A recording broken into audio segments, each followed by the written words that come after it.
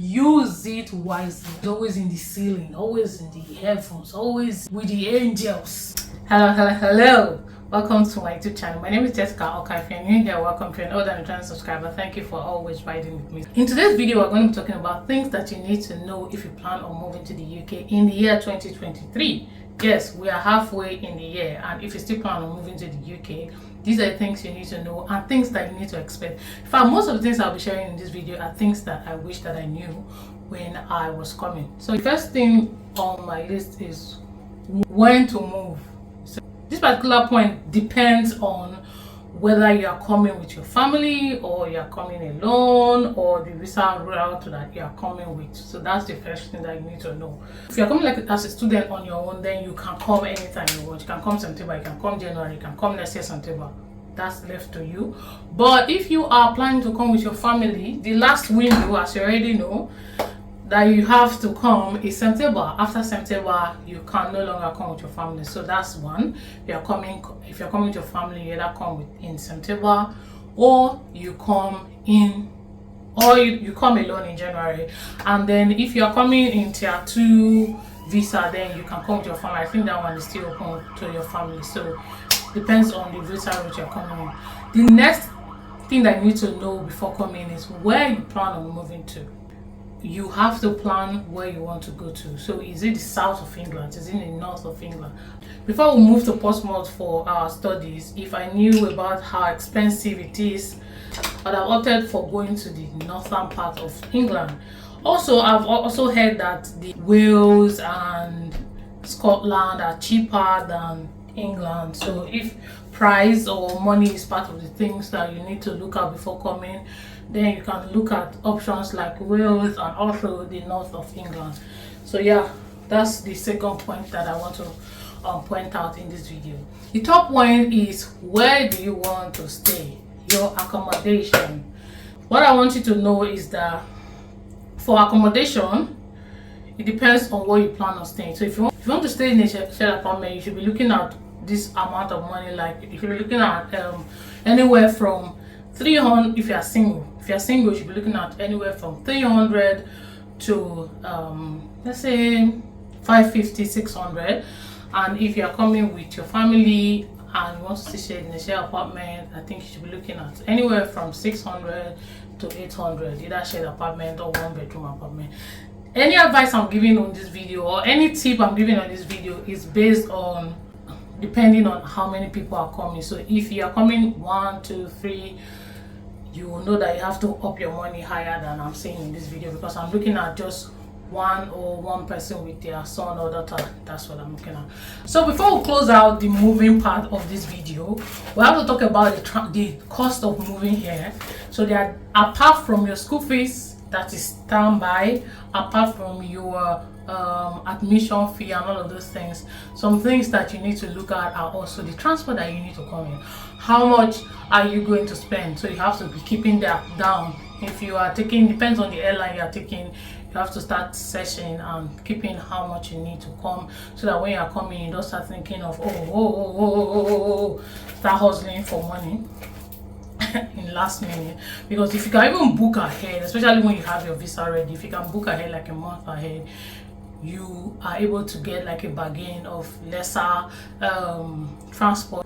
Another thing you also need to look at is your living expenses for the first few months. Honestly, if you don't have anybody that is here, you're not going to, it's not going to be easy. Some people might be lucky and just get a job that they can manage and be taking care of themselves for the first few months. But if you are not lucky, you might stay 4 months like me and not have a job, and you need to have like money to fall back on. So just calculate how much you think that you're going to spend for feeding, for the accommodation that you, if it's Airbnb, in case you didn't get accommodation before coming here, if it's hotel, for that first month, how much you spend. I know you're not going to start eating the way you're eating in Nigeria, because you have to cut your code according to your size and you have to manage here.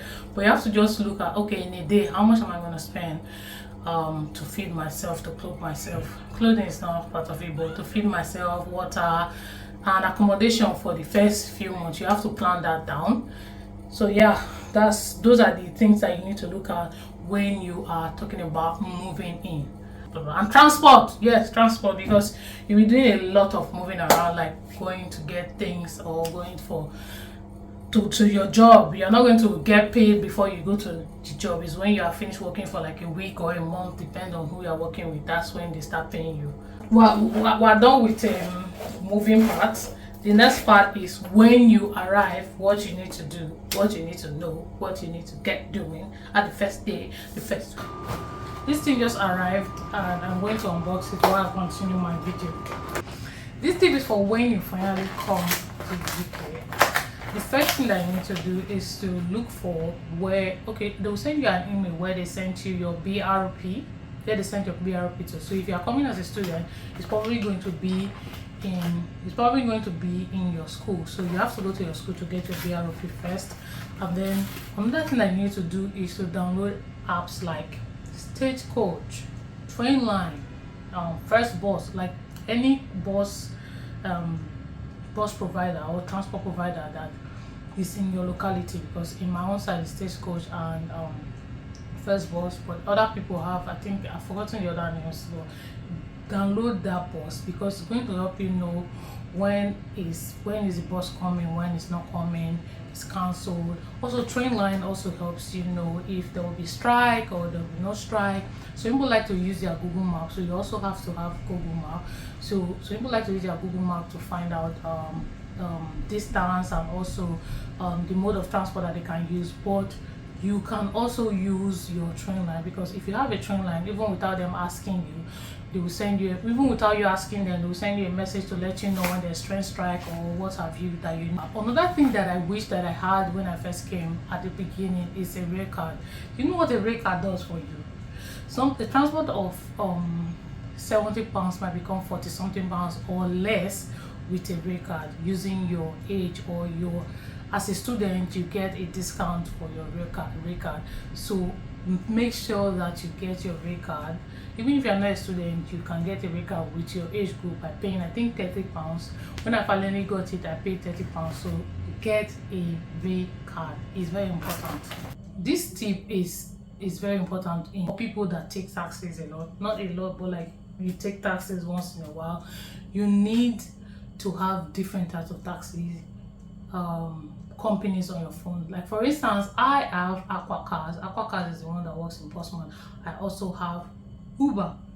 No, I also have Bolt, because sometimes Bolt will be cheaper, sometimes Aquacars will be cheaper. So if I want to go to a place, or sometimes Bolt will come earlier, or sometimes Aquacar will come earlier. So if I want to go to a place, especially farther places, I usually use Uber. If it's closer, I use Aquacars because it's usually cheaper. But you can check the two. So if you have like two different service providers for transport in your community or in your town, you can have those two, and then you can search them differently to see if the one that's cheaper, and then you can go for that one. So yeah, that's one tip that you need to know for transport matters. Another thing you need to do is to register for the GP. You know, because it took us like 4 months to actually get settled down. It took us 4 months 4 months plus to be able to actually register for a GP. So register for a GP as you come. Another thing that you need to do is to open a physical bank account. I cannot stress this enough. Open a physical bank account. When I came, I was using Monzo. So open a physical bank account. That's one very important thing that I wish I knew earlier, because I think it was just like 4 months or 5 months ago that I actually opened a physical bank account. I was reliant on Monzo until I started hearing news. So the mic I bought is wireless lavalier microphone. I'm going to put the link down in the description of this video in case you want a mic for yourself. Okay? 2 mics for £24. That is still a big steal. Look. So this is one. I hope it works, because the last one was stressing me out. That's why I'm getting this one. I hope this one works. So this is the receiver. This is the other mic, and it has like another cord, because the receiver comes in a type C. The receiver comes in a type C, and it has an iPhone one in case, yes, iPhone that you use, But this is still, I got it for £24. My goodness. So yeah, this is the mic I'll be using now, but you're going to have to manage this video because I have to charge it before I can use it. This next tip is very important because it helped me, I think, in a way, because I've gone to Nigeria how many times since I came to. Not really, but if you know you're one of those people that when you travel from Nigeria to another country, you will not step your foot back there. There are some things that you need to carry that's going to help you make your life easier for the first how many months. Like for instance, if you use medicated glasses like I do, get one or two that you can use for the meantime, because it takes a lot of time for you to settle down, and instead of you to be using your time to go and be looking for how you want to get your medicated glasses, you can actually be using that time to do other things that are beneficial to your stay here in the UK. So if it's glasses that you need, get as many as you want. If it's medication that you need for your BP, because yeah, they will not say if you have high blood pressure like I do. Till today, do you know they're not giving me high blood pressure medicine because they are monitoring my blood pressure to see if it's actually high. It's high. 180 over something is high, but that's not enough for them. They have to see 5 or 10. I know, and you might not have that time when you're just coming. So if you need medication for your for a special condition that you have, you need to get them down. If it's high blood pressure like I do, get those drugs for about a month or 2 or 3 that your doctor already prescribed for you. Things like hair for the females, yeah. Hair, you can get wig. I think that's one of the mistakes that I made because I was rushing. I didn't have time to get a wig. It was when I went the second time or the third time, that's when I got this wigs that I've been wearing that has helped me. Because when you just come, you might not have time to start going to make your hair, especially when you remove that first one, except you want to cut your hair like I did after a while. So if it's hair, you need to get hair, makeup supplies. It's not as if they don't sell it here. It just saves you a lot of time. Another thing is to get food stuff, Nigerian food stuff. That free 23 kg that they will give you, the 2 free 23 kg that they will give you, use it wisely. I know what I'm telling you. Use it wisely. So if it's to clothes, you can say only the 10 kg for your carry on, that's what you use for your clothes, and the other 23 kg use it to carry food, because food is very expensive here. It's not even like when we came. Now Nigerian food now is more expensive, way more expensive than it was when we first came. So make use of your if you're coming in this 2023 or next year, make use of your 23 kg to carry food stuff. This is fish, dried meat, crayfish, melon, ogbono, those things that you know that are going to last you for a while. Gari, because the gari here is like so carry those things. I will truly advise you that those things are like top on the list. Don't waste your space to carry clothes. It's not as if clothes are not expensive here, but how many places do you really go when you're here, especially the first few months? How many places? You'll be thinking of how you want to make money and how you want to help yourself and how you want to save money and how you want to get a house and just how you want to get settled here. Clothes will not be on your mind. So use that time use that space to carry things that are going to help you to settle down here. Now let's talk about the things that you can expect when you are coming. Some things that you should expect when you're coming. Number 1 on the list is cold. It's always going to be cold. It's going to be cold 355 days out of 365 days. Even when you think it's summer, it's cold. So always see, now it's summer, but the wind is still like yeah. So I'm still wearing something thick. Except you're someone that don't get cold easily, but always remember that it's going to be cold all the time. So that's something you need to expect. Another thing you need to expect is that you're going to work a lot of walking. Sometimes you don't even plan to walk. Let me tell you, there was a time I got lost here in the UK. I don't even know how to explain it, but I got lost. I went to pick my things from the warehouse in where Pretty Little Thing dropped my things. They brought it here, I was not here, so I went to pick it, and because I wanted to use it the next day or what, I forgot. I now took a taxi. I now took a bus to where I was going. I was supposed to take a taxi from the next stop to where I was going, not knowing that my battery was low. this brings me to this tip that you need to know. You always have to charge your phone, because I think that because we are used to not having lights, when we finally see light here, we always feel like, oh, there will always be light, and then we forget to charge our phone. As I'm using this battery now, it's even low, forget to charge our phone, and then you go out and then your phone goes off. That's problem. That brings me, so always charge your phone. Another thing I need to do is always take your physical card with you. Like me, I don't know when I use my physical card to buy anything last. But if you fall in this predicament that I ended up falling in because my phone went off, you always have to have your physical card with you, or even small cash, because if I had cash that day, I would have not gone through the rubbish that I went through, because I would have just asked somebody and they would have shown me where to take bus, and I would have been in my house. But I didn't have cash, I didn't have card, I didn't have my phone was low.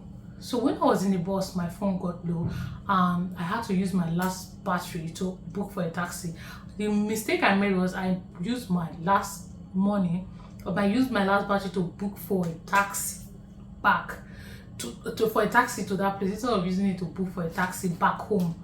But if the thing is, if I don't collect it that day, I would have not been able to collect it, and I needed it for long story short. So when I got there, I had like 3% or so. I'll now beg the taxi guy. I was like, please, can you wait for me? Let me just take this thing. It's not going to waste time. Then you can take me back. Well, the taxi guy agreed. He said that you have to book it. Something like, I've forgotten the drama, so I had to like pick things that I wanted, and I started trekking. Trek. I thought the place was even closed. I trek for over 1 hour 30 minutes. So you have to prepare to walk. Sometimes you would think that you know walk, but you end up walking. You say 20 minutes, before you know you walk 15 minutes, before you walk 30 minutes. That's how I trek. I was asking questions. I was doing, if I had a card or I had a cash with me, or I had like my phone was charged, or I had like a small power bank, I would have not been in this thing. So always charge your phone, always have cash, always that's one tip that you need to know. And also be prepared to walk. Before I close out this video, these are the 2 things that I want you to know. Nothing is going to be easy when you just come here. Everything is going to take a time. It's going to take a process. It's going to take a while for you to actually now become comfortable. There was a time I did not work for 1 month because. But at the beginning, I cannot not work for 1 month. Do you understand? So it takes a while. So it's not going to be easy. It's not going to be easy to settle down, especially when you come with your family. If you become alone, it's like they choke. But it will eventually become better by the special grace of God. Another thing you need to know / do is lower your expectation. I think that when people leave Nigeria or leave their home country and they move abroad, the expectation is always in the ceiling, always in the heavens, always with the angels. Lower your expectation, because if you are thinking that because you finally left Nigeria, that's hard. Yeah, it's going to be easy, or yeah, it's going to be like a bed of roses. And when you start hitting you, you start saying, not be so they tell me. This now, so they tell you, you have to lower your expectation to the minimum, like to the floor, because when you come, it's not going to be easy. It's not going to be like you will do things that you did not expect that you're going to do. You will find yourself doing things that you're not expecting. So lower expectations, so that when you are not getting what people are getting or what people got, you will not be sad, or you will not be frustrated because you thought a certain way. So lower expectation to the very zero. That is all for this video. If you enjoyed this video so far and you have more questions about what you need to know before you come, leave them in the comment section. If you've enjoyed this video, please give this video a thumbs up. If you're not subscribed to my YouTube channel and you like my videos, please hit the subscribe button and turn on your post notification, because I post every Sunday. I do not miss. And until my next one, bye.